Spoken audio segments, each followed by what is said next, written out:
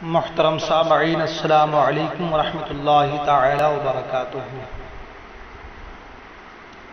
نحمده ونصلی علی رسولہ الکریم، اما بعد فاعوذ باللہ من الشیطان الرجیم، بسم اللہ الرحمن الرحیم۔ ان اللہ وملائکتہ یصلون علی النبی یا ایہا الذین آمنوا صلوا علیہ وسلموا تسلیما۔ اللہم صلی علی سیدنا مولانا محمد بارک وسلم، صلو علیہ صلاۃ و سلام علیک یا رسول اللہ صلی اللہ تعالی علیہ وسلم۔ حضرات محترم، آج کے اس مختصر سے گفتگو میں حبیب خدا، طیبہ، طاہرہ، زاہدہ، عابدہ، ام المومنین حضرت عائشہ صدیقہ رضی اللہ تعالیٰ عنہا کے حوالے سے کچھ باتیں آپ لوگوں کے گوش گزار کرنے کی کوشش کروں گا، اس لیے کہ 17 رمضان مبارک جہاں جنگ بدر کا دن ہے تو حضرت عائشہ صدیقہ رضی اللہ تعالیٰ عنہا کے وصال کا بھی دن ہے۔ حضرت عائشہ صدیقہ رضی اللہ تعالیٰ عنہا، آپ کا اسم گرامی عائشہ اور لقب صدیقہ ہے، جبکہ حضور نبی کریم صلی اللہ تعالی علیہ وسلم نے آپ کو بنت صدیق سے خطاب فرمایا۔ ام المومنین حضرت سیدہ عائشہ صدیقہ بچپن سے ہی بڑی ذہین تھی، ان کے کردار و عمل میں مستقبل کی عظمت جھلکتی تھی۔ اپنے گرد و پیش میں رہنے والی لڑکیوں میں حضرت عائشہ صدیقہ کی حیثیت بڑی ممتاز تھی۔ ان کے باوقار حیثیت کی وجہ سے ان کے پاس سہیلیوں کا ہجوم رہتا تھا، جھولا جھولنا ان کا مرغوب ترین مشغلہ تھا۔ نبی کریم صلی اللہ تعالی علیہ وسلم اکثر سیدہ عائشہ صدیقہ کے ساتھ ایک دسترخوان پر بلکہ ایک ہی برتن میں کھانا تناول فرماتے تھے، اور کھانے میں بھی محبت کا یہ عالم تھا کہ نبی کریم صلی اللہ تعالی علیہ وسلم وہی ہڈی چوستے جس کو حضرت عائشہ صدیقہ رضی اللہ تعالی عنہا چوستی تھی۔ حضرت عائشہ صدیقہ رضی اللہ تعالی عنہا کے فضائل میں بے شمار احادیث ہیں۔ خود حضرت عائشہ صدیقہ فرماتی ہیں کہ مجھے ازواج مطہرات پر 10 وجہ سے فضیلت حاصل ہے۔ میں انشاءاللہ اس کو آگے بیان کروں گا۔ آج کے اس مختصر سے وقت میں اب ساری باتیں بیان کرنا تو بہت مشکل کام ہے، لیکن چند باتیں میں بیان کروں گا تاکہ اس کو سن کر عورتیں اپنی زندگی کو حضرت عائشہ صدیقہ رضی اللہ تعالیٰ عنہا کے زندگی کے موافق گزارنے کی کوشش کرے، اور مرد بھی اپنی زندگی کو سرکار عبد قرار صلی اللہ علیہ وسلم کے نقوش پر گزارنے کی سعی کرے اور سوچے کہ سرکار اپنی ازواج سے کس قدر بے انتہا محبت فرمایا کرتے تھے، کیا محبت تھی، کیا درس ہے ہمارے اور آپ کے لیے، پوری کائنات کے لیے حضرت عائشہ صدیقہ رضی اللہ عنہا کی زندگی بھی۔ حضرات، حضور اکرم صلی اللہ تعالی علیہ وسلم حضرت عائشہ سے بے پناہ محبت کرتے تھے۔ خود پیالہ میں وہیں منہ رکھ کر پانی نوش فرماتے میرے آقا، جہاں حضرت عائشہ منہ لگا کر پانی پیتی تھی۔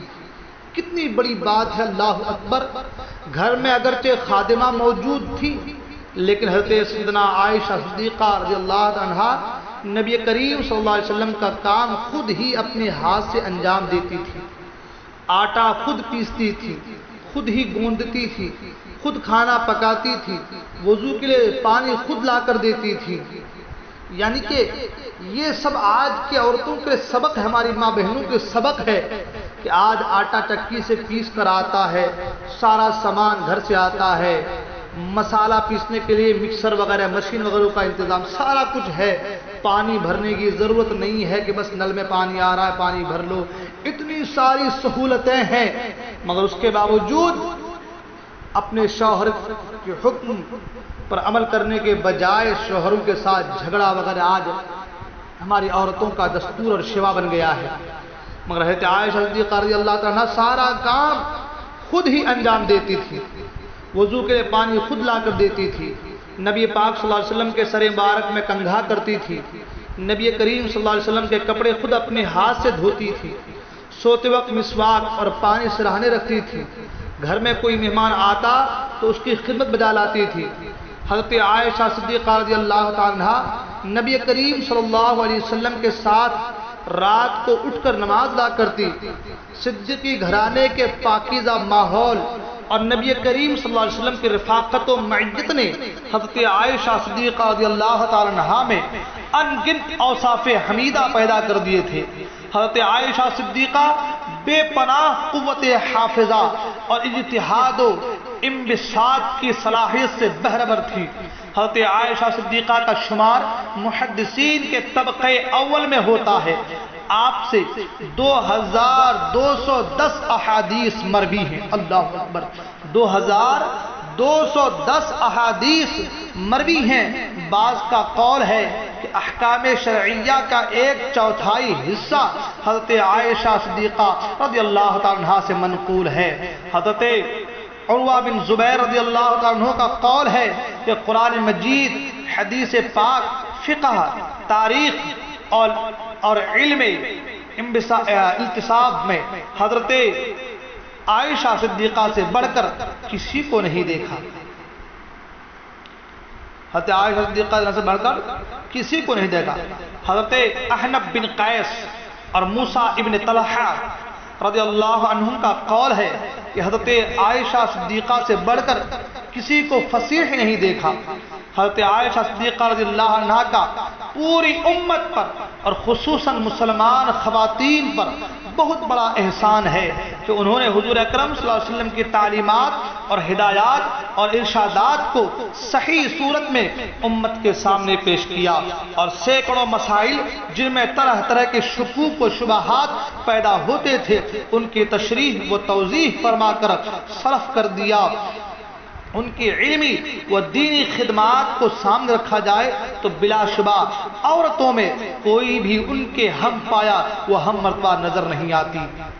عورتوں کے بعض پردے کے مسائل جن کی تفصیل نہ تو عورتیں بوجہ شرم و حیا کے حضور صلی اللہ علیہ وسلم سے پوچھ سکتی تھی اور نہ آپ صلی اللہ علیہ وسلم ان کے سامنے برملا بیان فرماتے تھے، وہ سب حضرت عائشہ صدیقہ رضی اللہ عنہا کے ذریعے ہی خواتین امت کو معلوم ہوئی۔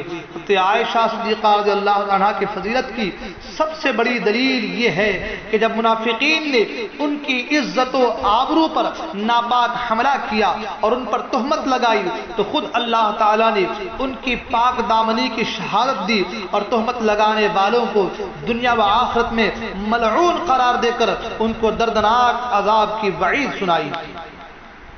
حالانکہ جب نبی اللہ حضرت یوسف علیہ السلام پر تہمت لگی تھی، اللہ کے نبی حضرت یوسف علیہ السلام پر تہمت لگی تھی تو اللہ تعالیٰ نے ایک بچے سے ان کی پاک دامنی کی شہادت دلوائی، اور حضرت مریم پر تہمت لگی تھی تو اللہ تعالیٰ نے حضرت عیسیٰ علیہ السلام سے جو اس وقت گود کے بچے تھے شہادت دلوائی، اور حضرت عائشہ صدیقہ رضی اللہ عنہ کی شہادت خود اللہ تبارک و تعالیٰ نے قرآن مجید کے ذریعے سے شہادت اس کی دی ہے۔ اللہ اکبر۔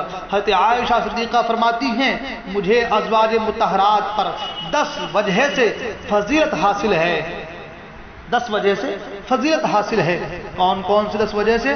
اللہ فرمایا، 1، میرے سوا نبی کریم صلی اللہ علیہ وسلم نے کسی کنواری عورت سے نکاح نہیں کیا۔ نمبر 2، نبی کریم صلی اللہ علیہ وسلم کے پاس جبرائیل علیہ السلام آسمان سے ریشمی کپڑے میں میری تصویر لائے۔ اللہ اکبر۔ آسمان سے ریشمی کپڑے میں میری تصویر لائے۔ اور 3، میرے سوا کسی ایسی خاتون سے نکاح نہیں کیا جس کے ماں باپ دونوں مہاجر ہوں۔ نمبر 4، اللہ تعالیٰ نے آسمان سے میری بارات اتاری، اور فرمایا کہ نمبر 5، میں نبی کریم صلی اللہ علیہ وسلم کے سامنے ہوتی تھی اور آپ نماز میں مصروف ہوتے تھے۔ نمبر 6، نبی کریم صلی اللہ علیہ وسلم جس برتن میں غسل فرما لیتے تھے باد عظیم میں بھی اس برتن کے پانی سے غسل کرتی تھی۔ نمبر 7، نزول وحی میں صرف میں ہی آپ صلی اللہ علیہ وسلم کے پاس ہوتی تھی۔ اور نمبر 8، جس شب میرے ہاں قیام تھا اسی رات کو حضور کا وصال ہوا۔ نمبر 9، جب سرور کائنات صلی اللہ علیہ وسلم کی روح مبارک نے عالم قدسی کی طرف پرواز کی تو حضور صلی اللہ علیہ وسلم کا سر مبارک میری گود میں تھا۔ اور نمبر 10، میرے ہی حجرہ مبارکہ کو رحمت للعالمین صلی اللہ علیہ وسلم کا مدفن بننے کی سعادت نصیب ہوئی۔ یہ 10 وجہ تھی جن کی وجہ سے وجہ سے فضیلت حاصل حضرت سیدہ عائشہ صدیقہ رضی اللہ عنہا کو تھی۔ حضرات محترم، بہت ساری احادیثیں حضرت عائشہ صدیقہ رضی اللہ عنہا سے منقول ہیں اور ان کی فضیلت میں بھی بہت ساری احادیثیں وارد ہوئی ہیں۔ ان کے لیے کافی وقت چاہیے، میں نے کچھ چند باتیں اس مختصر سے وقت میں آپ کے سامنے پیش کیا۔